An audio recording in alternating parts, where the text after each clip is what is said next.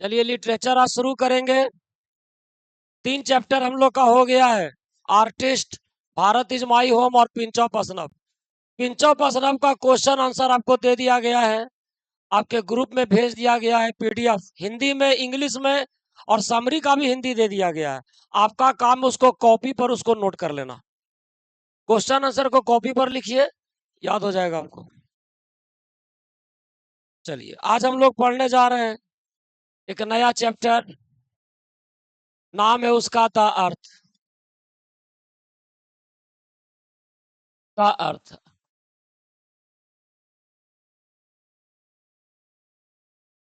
आज हम लोग पढ़ने जा रहे हैं बाबू द अर्थ। द अर्थ पढ़ेंगे, और अर्थ का जो राइटर है, राइटर के नाम है H.E. बेट्स। आपके जो राइटर हुए उस राइटर के नाम है H.E. बेट्स। मोबाइल बंद रखिए। इसका पूरा नाम है, पूरा नाम हर्बर्ट हर्बर्ट अर्नेस्ट बेट्स। इनका पूरा नाम Herbert Ernest bets, H.E. Bets. पूरा नाम हर्बर्ट अर्नेस्ट बेट्स। इनका जन्म 16 मई 1905 को, और इनका मृत्यु 29 जनवरी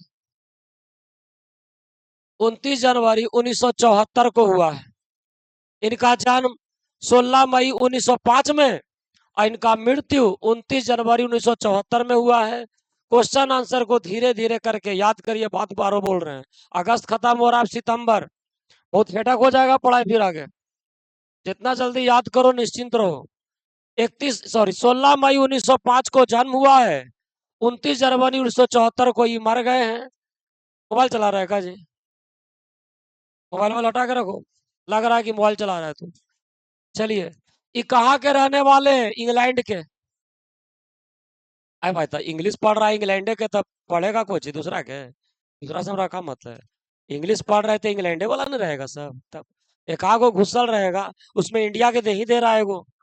अभी इंडिया पढ़िएगा तो इसमें भारत इज माई होम में डॉक्टर जाकिर हुसैन है, इंडियन सिविलाइजेशन कल्चर है महात्मा गांधी खुद है। तब स्टार्टिंग चैप्टर है हुए तो इंग्लैंड में, और इंग्लैंड में एगो शहर है, शहर के नाम है नॉर्थहैम्पटन। नॉर्थ तो भाई विदेशी नाम ना है, नॉर्थहैम्पटन। इंग्लैंड के रहने वाले ब्रिटिश है, ब्रिटिश राइटर, और जन्म हुआ इंग्लैंड में। इंग्लैंड में एगो शहर है, शहर के नाम है नॉर्थहैम्पटन। नॉर्थहैम्पटन शहर के नाम है इनको इंग्लैंड के कंट्री साइड से ज्यादा परिचित हैं, कंट्री साइड के बारे में बहुत अच्छी तरीके से जानते हैं। ये कंट्री साइड क्या होता है? तो कंट्री साइड का मतलब होता है देहाती एरिया, ग्रामीण एरिया, गांव क्षेत्र। इंग्लैंड के आसपास जितना भी गांव क्षेत्र है, ग्रामीण क्षेत्र से ही ज्यादा अवगत है, ज्यादा नॉलेज रखते हैं। किसानों का जन जीवन कैसा होता है उसी पर अध्ययन किए हैं। और ये जो कहानी लिखा हुआ है अर्थ, अर्थ का मतलब है जमीन है, और जमीन से कौन जुड़ा हुआ रहता है? किसान लोग। तो एक किसान का कहानी इसमें दिया गया है। इंग्लैंड के कंट्री साइड से बहुत अच्छा परिचित है। और ये आपके रहे हैं शॉर्ट स्टोरी राइटर,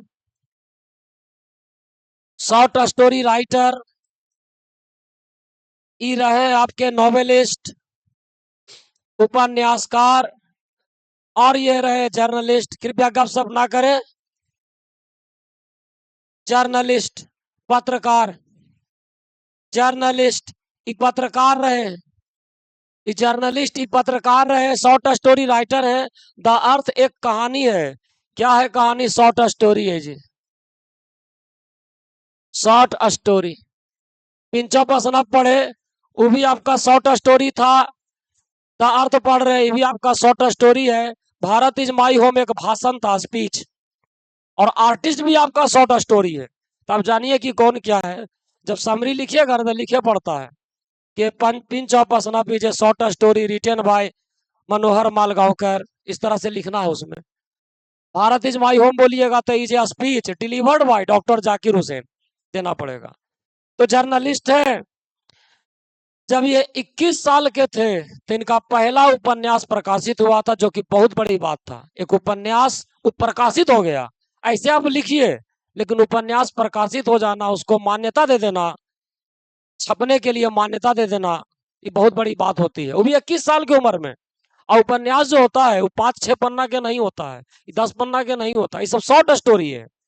उपन्यास आपका 400-500 पन्ने का होता है। उतना लंबा लिख देना बहुत मायने की बात है।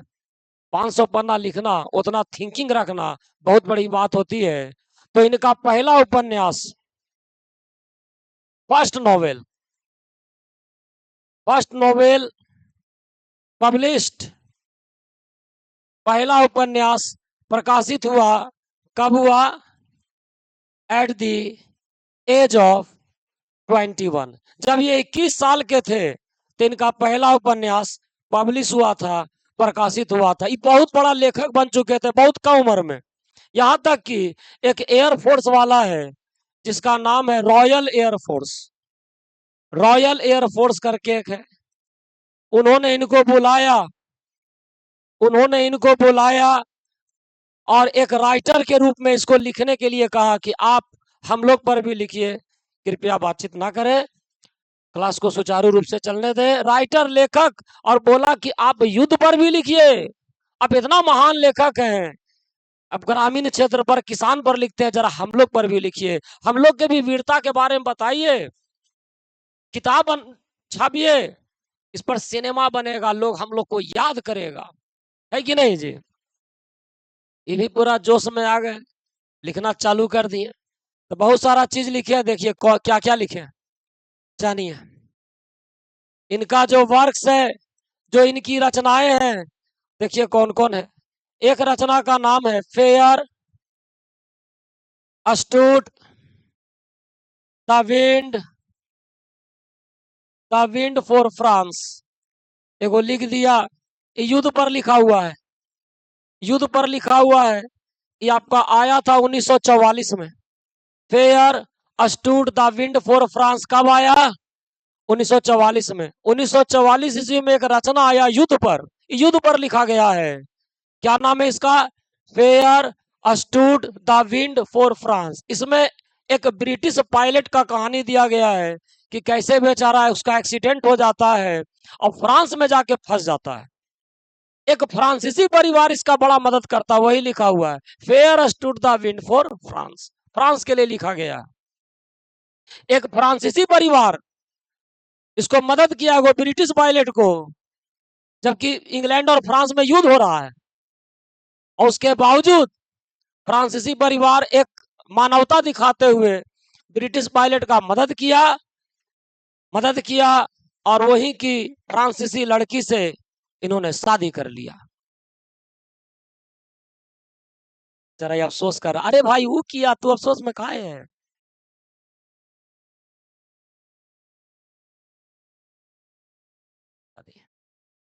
सोच तो मत करो। दूसरा नंबर, युद्ध पर एक और कहानी, the purple plane. The purple plain ये आया द्वितीय विश्व युद्ध के बाद 1947 में, यह भी युद्ध पर लिखा हुआ है। इसमें भी एक ब्रिटिश पायलट के बारे में दिया गया, माने युद्ध पर। Fair stood the wind for France, the purple plain लिखा है। और तीसरा नंबर क्या लिखा है जी? किताब उताब है किसी के पास? नहीं लाता है, ओह, गलती उलती लिखा जाएगा हमरा से, तब एगो दिखते। एगो है द जाकारांडा ट्री, ये आपका आया है 1949 में। किताब उताब रखल करो बाबू, किताब के दिन मान लिया हमसे गलती है कुछ हो गया तो तू तो बोलेगा ना। द जाकारांडा ट्री कब आया? 1949 में। और ये लिखा गया था, एक जगह है, एगो देश है, नाम सुने होंगे, बर्मा, नाम सुना ना? बर्मा एगो देश है बाबू, उसी देश पर लिखा हुआ है, बर्मा देश पर। पढ़ना है तो पढ़ा है ना, बर्मा एगो देश। द जाकारांडा ट्री बर्मा पर लिखा हुआ है, जाकारांडा ट्री। बताइए पर्पल प्लेन कब आया? 1947 में, द्वितीय विश्व युद्ध के बाद। और 1947 में क्या आया था? Purple plane. The jacaranda tree कब आया? 1949 में। और 1949 में क्या आया? The jacaranda tree. याद रखे पड़ेगा इसको भाई सब चीज। 4 नंबर, एक आया द स्कारलेट सोड। हाँ ऐसे ही बोल रहे का, तो देखो सही बात है। तो मैंने खोज लेना, जो बोल दिए वो खोज लेना तो, कि है कि नहीं ब्रिटिश पायलट के बारे में। हमको लगा हमरे बोल रहा। द स्कारलेट सोड आया 1951 में। ये कश्मीर पर लिखा गया था। जब कश्मीर के कुछ विभाजन वगैरह हो रहा था ना, तो बड़ी हिंसा उंसा हो गया था, तलवारें चल गई थी उस वक्त। तो स्कारलेट सोड कश्मीर पर लिखा गया है। और एक आपका आया है, 5 रचनाएं लिखे हैं। मैंने पढ़ना आपको, इंटर में है, बड़ी सारा रचना है। एक है द डार्लिंग बर्ड्स ऑफ मे। ये आपका आया है 1958 ईस्वी में। 1958 में ये ग्रामीण परिवार पर लिखा गया है, गांव पर लिखा गया है, किसान पर लिखा गया है, और उसी पर एक कहानी है द अर्थ, हम लोग पढ़ेंगे अभी। आइए देखते हैं काची काची इसमें है। देखिए देखिए, एक छोटा सा याद रखिए अपना।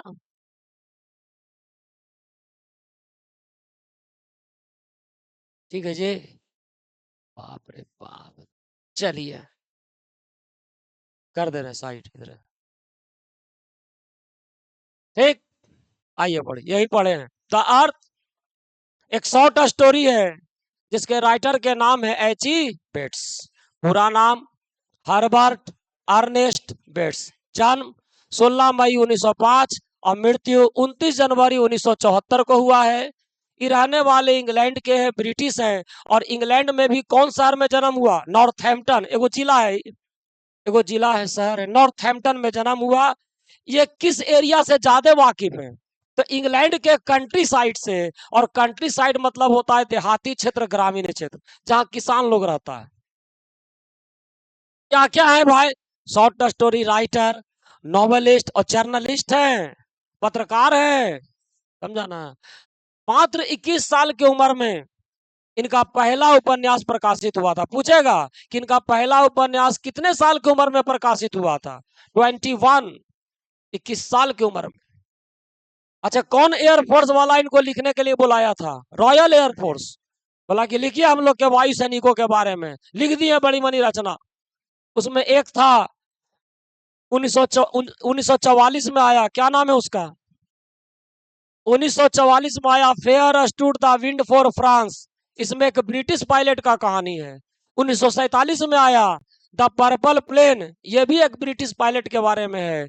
और 1949 में आया द जकारांडा ट्री, ये बर्मा पर लिखा गया था, बर्मा एगो देश है जी। और 1951 में आया था स्कारलेट सोड, ये कश्मीर पर लिखा हुआ है। और 1958 में आया द डार्लिंग बर्ड्स ऑफ में, जो ग्रामीण किसान के बारे में लिखा हुआ है। बताइए 1944 में क्या आया? Fair stood the wind for France. और 1947 में क्या आया? The purple plane. और 1949 में क्या आया? The jacaranda tree. और 1951 में क्या आया? द स्कारलेट सोड। और 1958 में क्या आया? The darling birds of May. बताइए द अर्थ के लेखक के नाम क्या हुआ? H E Bates. पूरा नाम हर्बर्ट अर्नेस्ट बेट्स। बताइए इनका जन्म कब हुआ? 16 मई 1905 और मृत्यु कब हुआ? 29 जनवरी 1974 में। कहाँ के रहने वाले हैं? इंग्लैंड में कौन शहर में जन्म लिया? नॉर्थहैम्पटन। किस एरिया से ज्यादा वाकिफ हैं? कंट्री साइड माने आप क्या समझते हैं? देहाती क्षेत्र, देहाती क्षेत्र। बताइए कितना वर्ष की उम्र में इनका पहला उपन्यास आया था? 21 साल की उम्र में। और कौन एयरफोर्स वाला इनको लिखने के लिए बुलाया था? Royal air force, royal air force. ठीक, 1944 में इनका कौन सा रचना आया था युद्ध पर? Fair stood the wind for France 1947 में। द पर्पल प्लेन 1949 में। द जकारांडा ट्री 1951 में। द स्कारलेट सोड और 1958 में द डार्लिंग बर्ड्स ऑफ में। आए बाबू, गया। कोई बात नहीं, बताइए। द अर्थ के लेखक के नाम। एची बेट्स, पूरा नाम हर्बर्ट अर्नेस्ट बेट्स। जन्म कब हुआ? 16 मई 1905। अब मृत्यु कब हुआ? 29 जनवरी 1974 में। बताइए इनका जन्म कहाँ हुआ? इंग्लैंड के किस शहर में? नॉर्थहैम्पटन शहर में। किस एरिया से ही ज्यादा वाकिफ है? कंट्री साइड से। Country side. बताइए इनका पहला उपन्यास कितना बरस में शुरू हुआ? 21 साल की उम्र में। और कौन एयरफोर्स वाला इनको लिखने के लिए बोला? Royal air force. 1944 में युद्ध पर इनका कौन सा रचना आया पहले? Where stood the wind for France. और 1947 में द पर्पल प्लेन। 1947 में द चकारांडा ट्री। और 1951 में द स्कारलेट सोड। और 1958 में द डार्लिंग बर्ड्स ऑफ में। ठीक है, चलिए हम लोग पढ़ रहे हैं द अर्थ। हिंदी होता है इसका जमीन। कहानी है, एगो किसान का कहानी है। उसका नाम है बाबू जॉनसन।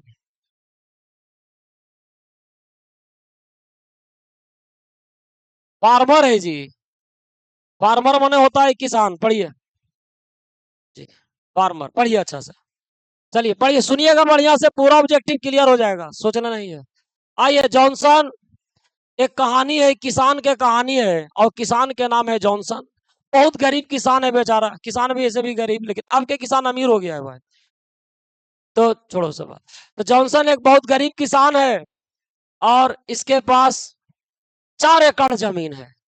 बताइए 4 एकड़ जमीन वाला कभी गरीब रहेगा जी? 4 एकड़ माने मायने रखता है। तो चार है, लेकिन है, लेकिन 4 एकड़ जमीन इसका अपना नहीं है, किराए पर ले रखा है। टेनेंट फार्मर है, जो बटैया वाला किसान जिसको बोलते हो वो है। किराएदार किसान, जमीन किराए पर लेके बेचारा काम कर रहा है। जमीन का जो मालिक है, मालिक के नाम है सैंडर्स। बताइए जमीन के मालिक के नाम क्या है? सैंडर्स। सैंडर्स से 40 एकड़ जमीन लिया है, सॉरी 4 एकड़ जमीन। 4 एकड़ जमीन लिया है, 40 साल के लिए किराए पर लिया है। 40 साल के लिए। देखो ना, कहानी बिना सुन ले कैसे तुमको। पैसा रहते हुए भी कितना गरीब है, क्या करोगे? गरीबी के जीवन जी रहा है। खूब जमीन होगा पास, करोड़ों अरबों की संपत्ति है, लेकिन उस संपत्ति किसको कहते हैं? अचल। एगो अचल संपत्ति होता है। जो पैसा आपके पास है उसको बोलते हैं लिक्विड मनी। जो पैसा आप निकाल के खर्च कर लिक्विड की तरह बहा सकते हैं पैसा।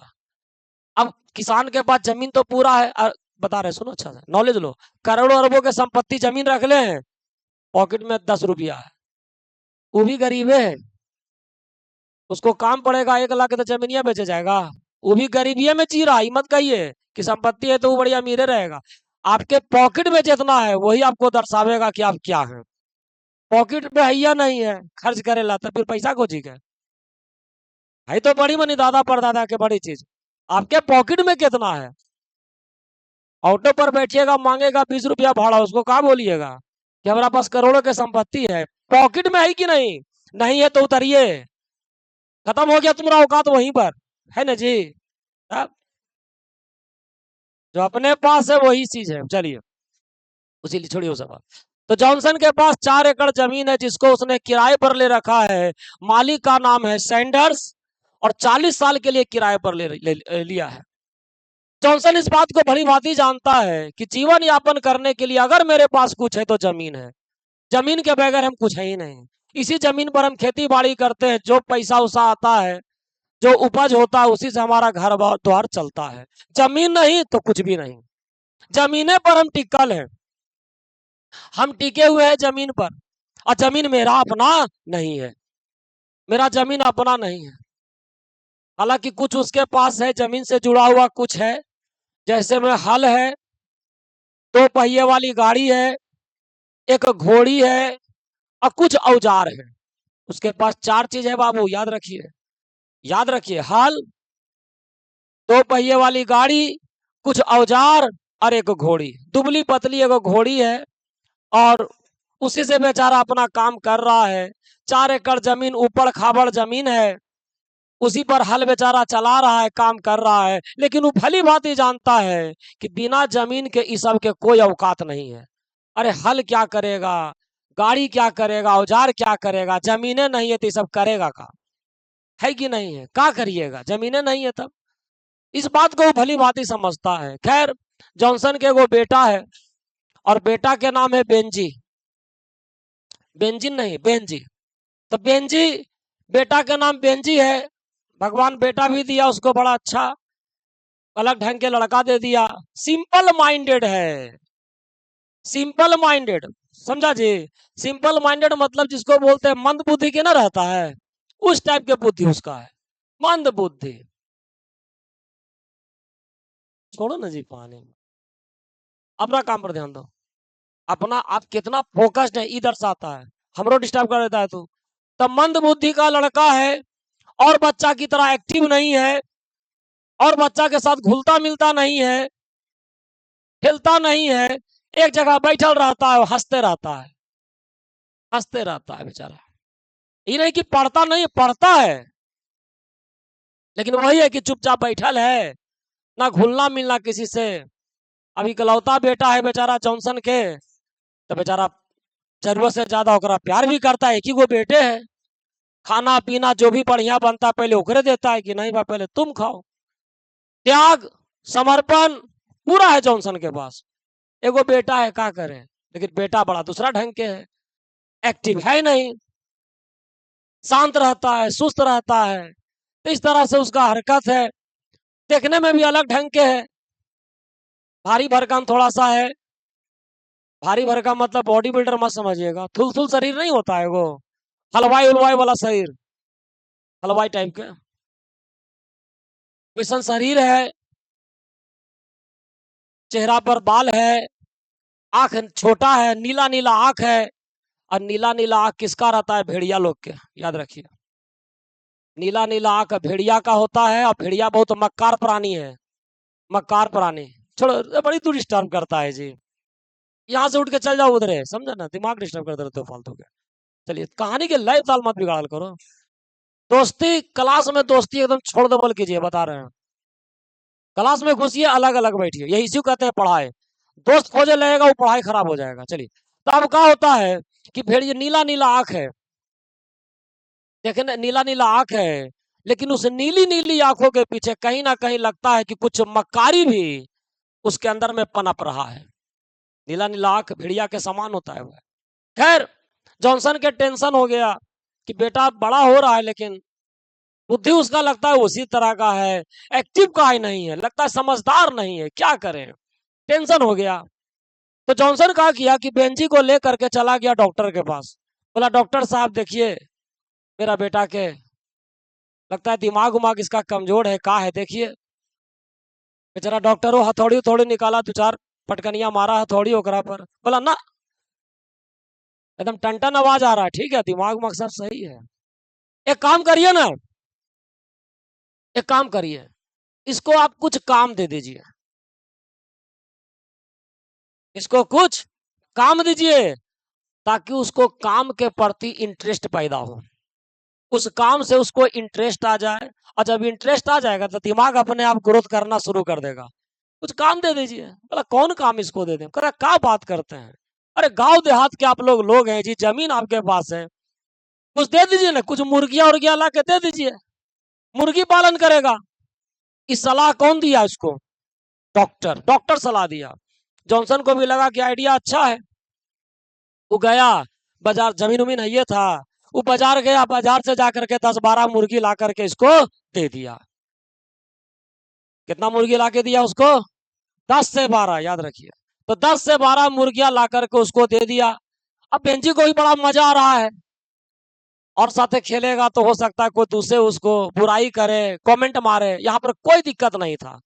10 को 12 मुर्गी है, दिन भर खेल कूद जारी है। स्कूल से आया, बैग रखा, अब मुर्गियों के साथ खेल रहा है, दौड़ धूप कर रहा है, मजा आ रहा है, उसको खिला रहा है गोभी का वगैरह, मकई का दाना, जुट्ठा कुट्ठा अपना खिला रहा है, मस्त है, व्यस्त है। मुर्गियां भी एक साधारण जीव होती है, साधारण प्राणी, उसको पालने पोसने में ज्यादा हेडक नहीं है। वो भी घूम टहल के आती है, दाना वाना चुग लेती है और आराम से रहती है। मुर्गियां पालना कोई ज्यादा हेडक नहीं है। खैर, कुछ दिन के बाद मुर्गियां अंडे दे दी। अब अंडा दी तो बेचारा बड़ी एक्साइटेड हो गया। बहन जी, कह रहे मुर्गियां अंडा देती है। उसको लगा कि एकदम गजब चीज भाई, अंडा दे दी। अब तो बेचारा इतना खुश हुआ कि दौड़ल चल रहा है। बतावे तुम्हारे बारे में बतावेंगे। तो दौड़ल चल रहा है बेचारा, इधर उधर, आराम सुनो ना, आराम से दौड़ल चल रहा है इधर उधर, सबको हल्ला कर रहा है कि जानते हो मुर्गी अंडा देती है। पापा को बता रहा है अपना कि पापा पापा जानते हैं मुर्गी अंडा देती है। कहता हाँ बेटा, समझदार हो गया है, जाओ बेटा।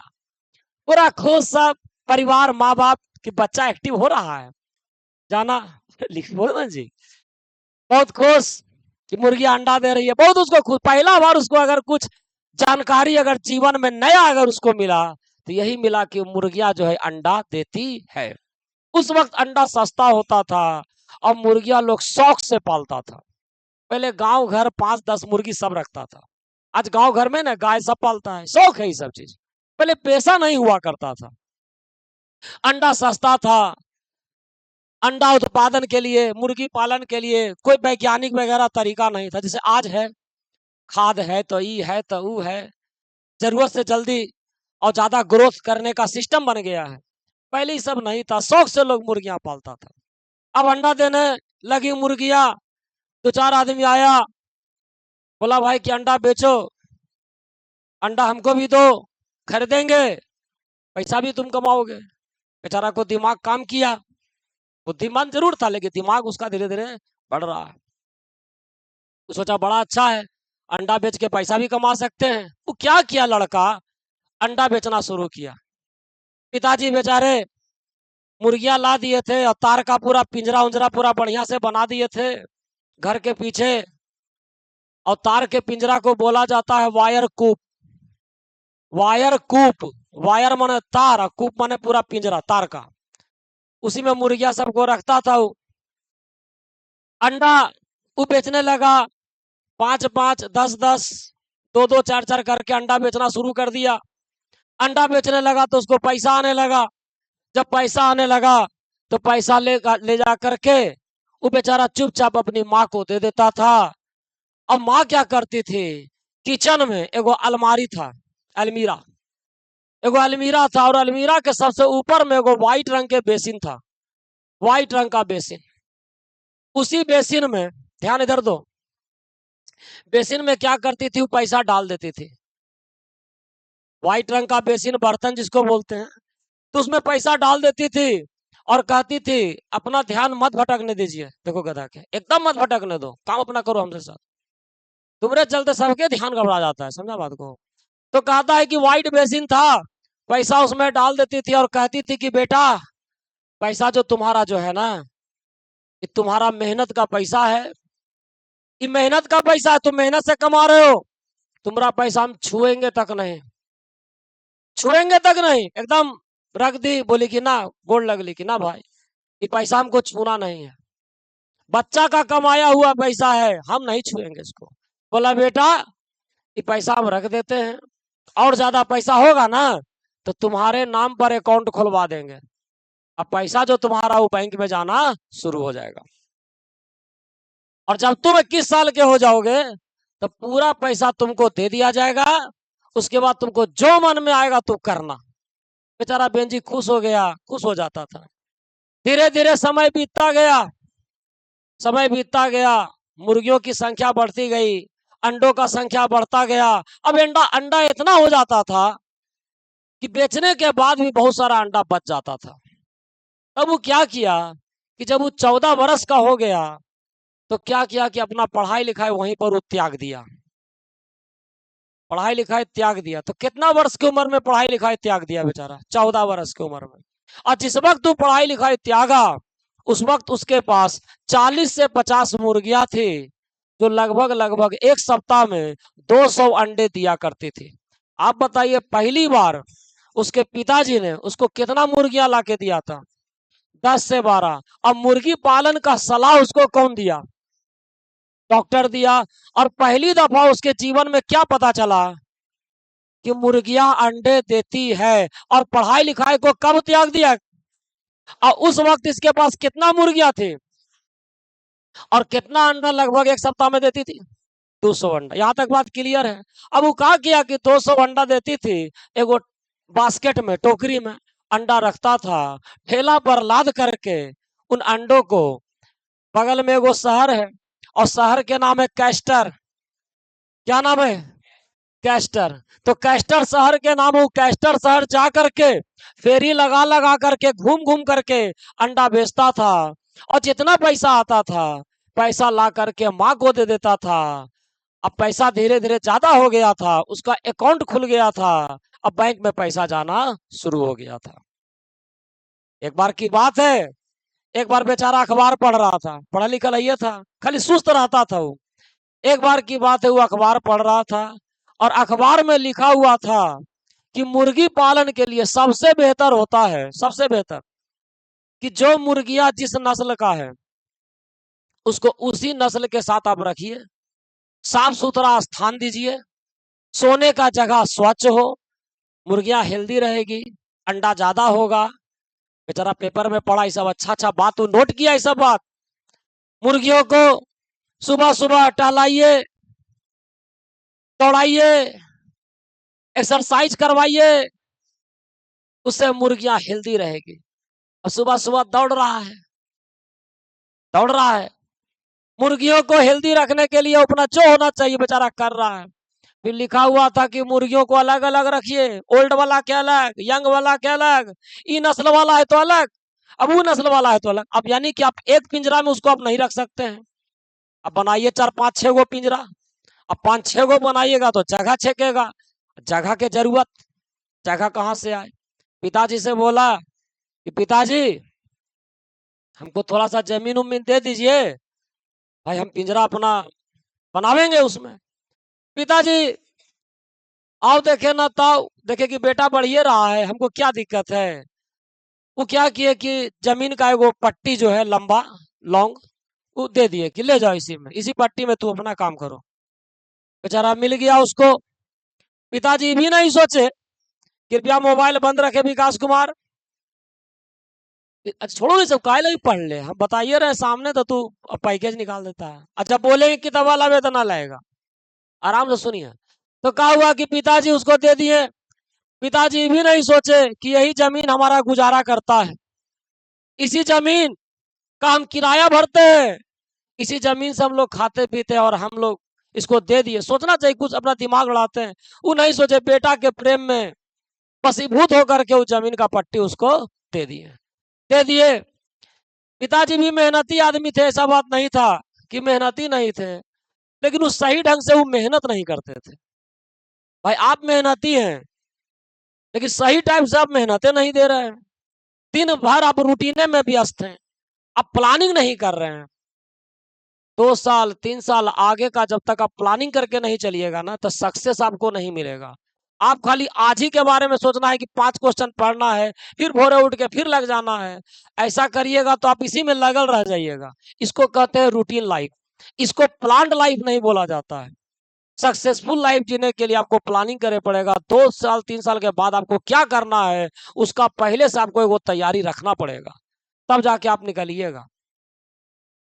तो दिन भर आप ऐसे ही सब्जी लाते, रोटी खाते, ऐसे ही दिन चल जाएगा आपका, फिर आगे नहीं बढ़ पाइएगा। पिताजी बेचारे जो सही मेहनत करना चाहिए उस जमीन पर, उस सही मेहनत नहीं देते थे। सही मेहनत का मतलब समय पर खाद देना है, बीज देना है, ये सब करवे नहीं करते थे। भगवान पर डिपेंड रहते थे। उनको लगता था कि सब भगवान पूरा करेगा, हम क्या कर सकते हैं। सब जमीन आदमी सब भगवान बनाया है, इसका व्यवस्था भी भगवान करेगा। उसको लगता था पिताजी को कि अभी मेरा किस्मत खराब चल रहा है, उपज उपज कम जो हो रहा था ना, तो उसको लगता था कि हो सकता है किस्मत खराब चल रहा है। अरे आप मेहनतें नहीं ढंग से कर रहे हैं, कहां पर कैसे टेक्नोलॉजी, क्या दिमाग लड़ाना चाहिए, दिमाग वो आप नहीं यूज कर रहे, खाली आप जाके खट रहे हैं उसमें। तो खटे से थोड़ी होगा। मजदूरा बेचारा दिन भर ईटे ढो रहा है, तो कहाँ तरक्की कर रहा है? मेहनत और उसमें दिमाग यूज करना बहुत जरूरी होता है। बात समझिए उसको। मेहनत आप दिन भर कर रहे हैं मजदूरा की तरह, तो उससे आप आगे थोड़ी बढ़िएगा। मेहनत के साथ साथ उसमें दिमाग का भी लगाना बहुत जरूरी है कि 2-3 घंटा वैसे और 2-3 अपना कैसे पढ़े कि हम आगे बढ़ते जाए। पहले से प्लानिंग, बिना प्लानिंग के आप चल रहे हैं। पिताजी वैसे ही कर रहे हैं। उनको लग रहा है कि हमारा भी किस्मत खराब है, एक दिन किस्मत बढ़िया होगा, भगवान की कृपा होगा, जमीन पर खूब उपज होगा और हमारा गरीबी दूर हो जाएगा। भगवान पर डिपेंड, वो मेहनत से ज्यादा किस्मत पर ज्यादा भरोसा करते थे। उनको लगता था कि किस्मतें खराब है। अरे भाई, आप नहीं कुछ कर पा रहे, मेहनत कर रहे, उल्टा पुल्टा तो क्या होगा? आप सोच रहे हैं हम मेहनती हैं। भाई मेहनत सही ढंग से आप दीजिए। किस्मतें पर डिपेंड रहते थे, किस्मत पर प्रवचन सुनाते थे, भगवान पर प्रवचन सुनाते थे, प्रवचन सुनाने में माहिर थे। एक प्रकार के वो लोकल प्रीचर थे। क्या थे? Local preacher. लोकल मतलब कि गांव गांव जा करके वो प्रवचन देते थे भगवान पर, और प्रवचन देने में एकदम एक्सपर्ट, माहिर। किस्मत पर भाषण देते थे जबरदस्त, कि कोई उनका बात काटता नहीं था। वो कहते थे कि सब दुनिया भगवान बनाया है, सबके पालन करता भगवान है, जो करेंगे भगवान करेंगे, हम इंसान क्या कर सकते हैं? अरे भाई, भगवान आपको सब कुछ दिया है, तो कर मतलब कुछ सब वही खेती बाड़ी भी वही आके करेगा कि आप करिएगा? दिमाग आप नहीं लगाइएगा जी। पिताजी आपको घर दे दिए, तब आराम से रहिए, तो घर बर्बाद हो जाएगा।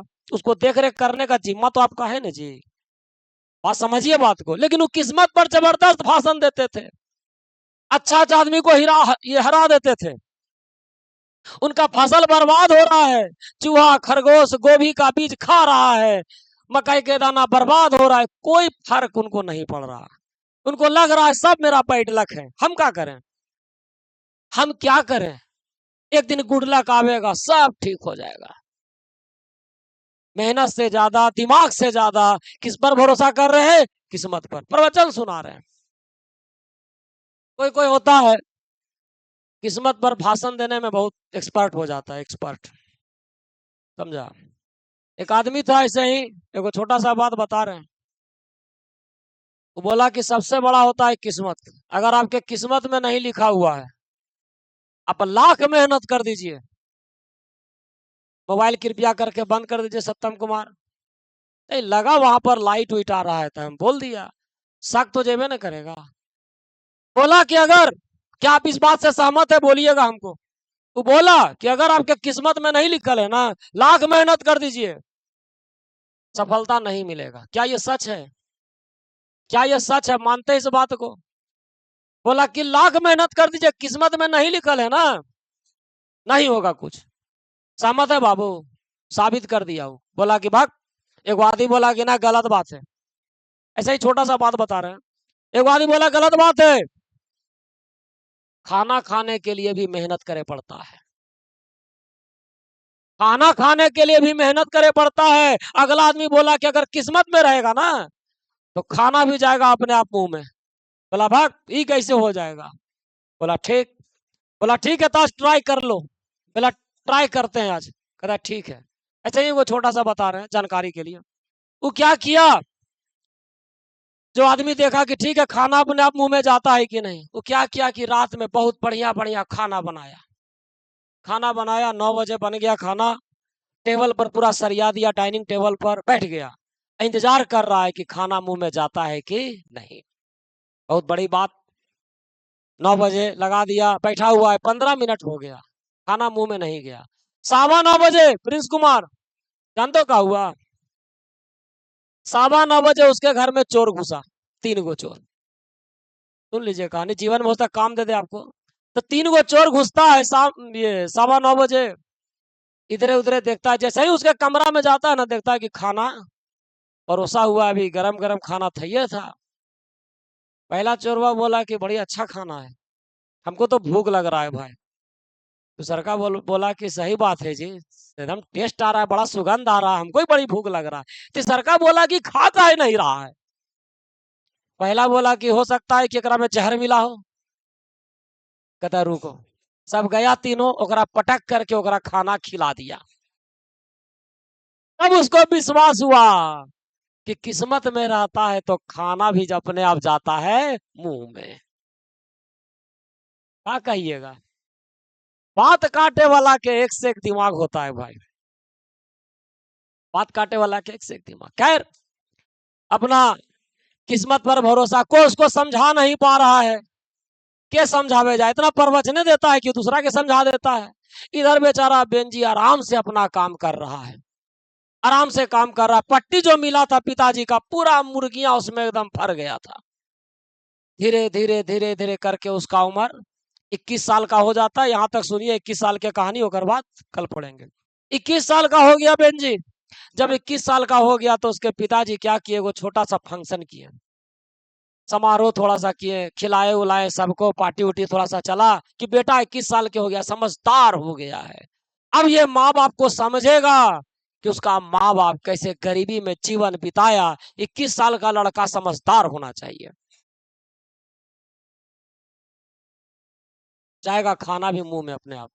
क्या हुआ, बैठा, तीनों मेज पर, टेबल, पिताजी लग गए प्रवचन झाड़े। पिताजी की आदत होता है प्रवचन झाड़े लेंगे, सामने बैठ के खाना खा लेगा ना, बस 20 मिनट तो तुम पर पहले प्रवचन चलेगा। प्रवचन देवे लगे कि बेटा तू क्या समझता है, तुम्हारे पास दिमाग नहीं है, मेरे पास है। पिताजी बोल रहे हैं, आ गए पप्पू सर, बहुत खुशी की बात है। तो खाली खाली यही कारण करते रहो। पिताजी बोले कि बेटा तुम्हारे पास दिमाग नहीं है। देखो मेरा दिमाग, मेरा मेहनत, हम कितना मेहनत किए हैं, तुमको दिमाग दिए हैं। मुर्गी मुर्गियां ला करके शुरू में 10 से 12 हम ही दिए, सारा कुछ हम किए, तुमको जमीन के पट्टी दिए, सब दिए, तब तुम आगे बढ़ा है। तुम्हारे पास दिमाग नहीं है, भगवान का किस्म है, हम लोग पर रहमो करम है कि तुम बढ़ गए आगे। जानते हो, सुन लीजिए, थोड़ा सा पाठ है, ज्यादा नहीं है। जानते हो तुम जितना पैसा हमको दियो हो ना, सारा पैसा हमने जमा किया और उसको छुआ तक नहीं। जैसे आदमी मंदिर में पैसा कैसे रखता है, नहीं छूता है, बोलता है वैसे हमने पैसा रखा, गरीबी झेल लिया, स्ट्रगल किया, मेहनत किया, लेकिन तुम्हारा पैसा, ए लड़का, लेकिन तुम्हारा पैसा हमने नहीं छुआ। एक माँ बाप तुम्हारा पैसा को इतना वैल्यू दिया, नहीं छुए। अब पासबुक निकाल करके बेटा को दे दिया कि लो बेटा, आज से ही पासबुक तुम्हारा। पासबुक खोला बेटा, उसमें लिखा हुआ था 230 पाउंड से ज्यादा पैसा था। कैसे डॉलर उलर होता है ना, वैसे ही पाउंड होता है। और 230 पाउंड का मतलब हुआ कि उतना आज तक जॉनसन भी नहीं कमाया था, उतना पैसा उसमें मौजूद था। माँ बाप गर्व से है कि हमने एक एक पाई पाई जोड़ करके, इसका एक एक मेहनत जोड़ के आज पासबुक दिया। अब मेरा बेटा हम दोनों के महत्व को समझेगा, मेरा बेटा समझदार हो गया है, हमको धन्यवाद देगा, हमारे प्रति आभार व्यक्त करेगा कि पिताजी आप जीवन भर गरीबी सह गए, दुख दर्द सह गए, लेकिन मेरा पैसा अपने खर्च नहीं। आप महान है पिताजी, हो सकता है मेरे बेटे की आंखों में आंसू आ जाए, वो आभारी हो जाए। बहुत माँ बाप एकदम सोच रहा है कि अब मेरा बेटा बोलेगा, अब बोलेगा मेरा बेटा, कुछ बोले। बेटा क्या किया, पासबुक को मोड़ा, जेब में डाला और खाना खाने लगा। कुछ नहीं बोला, आराम से 1 मिनट खा ले। जब कुछ नहीं बोला तो माँ बाप को एकदम बहुत जोर का झटका लगा। उसको लगा कि मेरा बेटा एक लफ्ज तक नहीं बोला, एक वो रिएक्शन तक नहीं दिया। अरे कुछ तो बोलता, धन्यवाद देता, अरे पैसा नहीं मांग रहे हैं, कैसा लड़का है, इसके अंदर में रिएक्शन नाम के चीज नहीं है, कोई फीलिंग नाम के चीज नहीं है कि माँ बाप इतना मेहनत करके रखा, कोई फीलिंग नहीं। बेचारा को अंदर से बड़ी दुखी हुआ उसका माँ बाप कि कैसा लड़का है, एक रिएक्शन तक नाम की चीज नहीं है, एकदम संवेदना है ही नहीं इसके अंदर में। बहुत दुख पहुंचा यहाँ तक। और उसके बाद फिर क्या होता है, इसका कहानी हम आगे सुनेंगे कल।